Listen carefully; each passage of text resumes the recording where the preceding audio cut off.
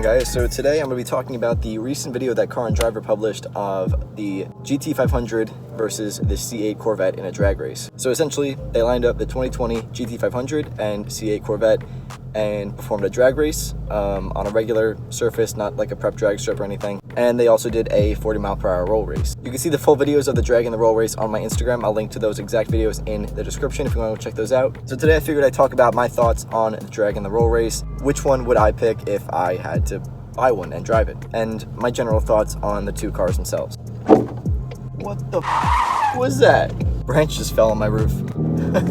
Okay, so for those who have been living under a rock for the past year, Ford came out with the 2020 Shelby GT500. It is a supercharged cross-plane version of the 5.2-liter engine that you find in the GT350. It's making 760 horsepower, and it's fast as hell. And in the signature lime color that it comes in, it looks like that. Now, I haven't seen one of these in person, but ever since the leaks came out, I always thought the front end was a little bit over the top. You know, I understand that it's the top of the line Mustang model. It's the most horsepower that has ever been in a Ford production model. But I still think the front is a little bit over the top and isn't really my taste. I actually like the GT350 front a little bit better, but I know a lot of people love the front end of the Mustang GT500, so I'm probably the minority there. That's just my opinion. I don't think it's bad. I just think they could have done a little bit more retouching with it. Also announced in 2019 was the C8 Corvette from Chevrolet. And the C8, in what would be my color of choice, looks like this. The C8 Corvette's a completely new platform to the Chevrolet lineup. It's the first time that a mid-engine Corvette has ever reached full production. And the benefit you get from having a mid-engine layout is better traction off the line, especially in a rear-wheel drive car, because usually rear-wheel drive suffers compared to all-wheel drive off the line when it's in a front-engine layout, but you eliminate some of that when you have the engine closer to the driven wheels. So the C8 Corvette has a 60-40 weight distribution, I believe, meaning 60% of the car's weight is on that rear axle, which is great for launching the car. It's great for handling and track performance. And the C8 Corvette is making 495 horsepower with the Z51 package. And especially considering that mid-engine layout, it is also fast as hell. In fact, the C8 with the Z51 reaches 0 to 60 miles per hour in 2.9 seconds, which is absolutely fascinating for a car making less than 500 horsepower. Now, the C8 does weigh about 200 pounds more than the C7 did, but that's completely acceptable given the fact that it's a completely new layout and it performs in every category far better than the base C7 did. No, it doesn't look as good as Italian supercars that are mid-engine, like Ferraris and Lamborghinis, but for an American-made car that costs $60,000, there's nothing you're gonna find that looks as good as that, in my opinion. I know some people aren't fans of the mid-engine layout, but personally I think it resembles more what the Corvette is supposed to be. You know, Chevrolet's got the Camaro for their muscle car, which is, you know, front engine, rear-wheel drive, guttural, muscle. But the Corvette was always supposed to be more performance-oriented, and few things give you the performance benefit of moving the engine to the middle of the car, like they did in the C8. I think once Chevrolet releases the Z06 package for the C8 Corvette, they will have fine-tuned the looks to a point where it looks more like a performance supercar and a little bit less like something I would have as a poster when I was like 8 years old. Not that it looks bad right now, I just think they could do a little fine-tuning with the looks and make it look more like a supercar. Speaking of the Z06, it's pretty much confirmed that it's going to be released with a flat plane crank V8, like something you find in the GT350. A flat plane crank V8 is usually a smaller displacement motor, but it makes up for that by having a crazy high redline. We've had videos leaked of the C8 Corvette with a flat plane crank V8 in it, and it's pretty much unanimously accepted that this is going to be the Z06 package.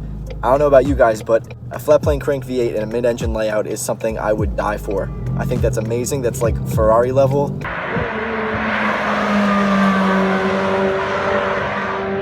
So if they do come out with a flat plane crank V8 in the Z06 for the C8, it's gonna be hard for me to turn my eyes away from that, to be honest. All right, enough about the cars, let's talk about the races.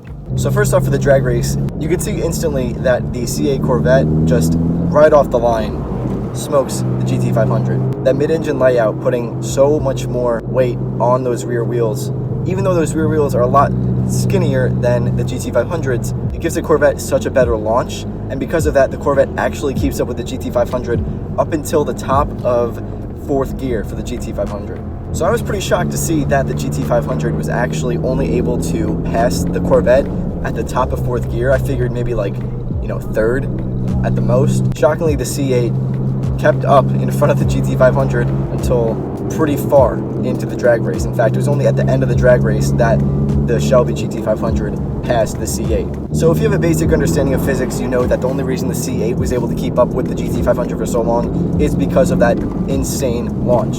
Obviously, a C7 Corvette with the front engine layout would not be able to keep up with the GT500 given the same horsepower as the C8. So it's crazy to see just how much a mid-engine layout can dramatically change the outcome of a drag race between two cars. Even with 265 less horsepower, C8 Corvette kept up for a very long distance, and that's pretty impressive on Chevrolet's part. So after the drag race, they conducted a 40-mile-per-hour roll race. Got to 40 miles an hour, they passed a cone, and they both nailed it. So immediately, as soon as they nailed it, the GT500 took off and passed the C8, which can be assumed given the fact that it has 265 more horsepower. And since a roll race is usually independent of traction, especially at 40 miles an hour, the GT500 had no problem just completely smoking the C8. Now, to me, watching the video, it didn't really seem like the C8 was at a disadvantage of 265 horsepower. I mean, the C8 was left in the dust without a doubt, but not by as much as I would expect for that much of a horsepower difference. You're comparing 495 to 760 with pretty much even weights. I think the GT500 maybe has 100 or 200 pounds on the C8, but even still, it appeared like the C8 was making more than just 495 horsepower. And now that people are actually getting behind the wheels of their C8s and dynoing them, there's been more than one occasion where people are finding out that they're dynoing more power than they should be. In other words, it's thought that GM might be underrating these horsepower numbers for the C8, which isn't too unbelievable given the fact that people do the same thing with their 6th gen Camaros, the SS with the LT1 motor. They dyno them and they get crazy amounts of wheel horsepower and wheel torque that, when accounting for the difference in brake horsepower and wheel horsepower, it seems like the Chevrolet engines are making more than what they're rated at, which is impressive. So let me know, if you had the choice between the GT500 or the C8 Corvette, which one would you want to take home? Personally, I'm kind of torn. I think they're both amazing cars in their own right. I love the mid-engine layout of the C8 Corvette. I love the looks of it, and I love the performance enhancements that come with it. But 760 horsepower in a Mustang is hard to pass up. I don't think I would daily either of these because none of them can be had in the manual, and I love dailying a manual. But I would definitely not pass up an opportunity to give them a little test drive.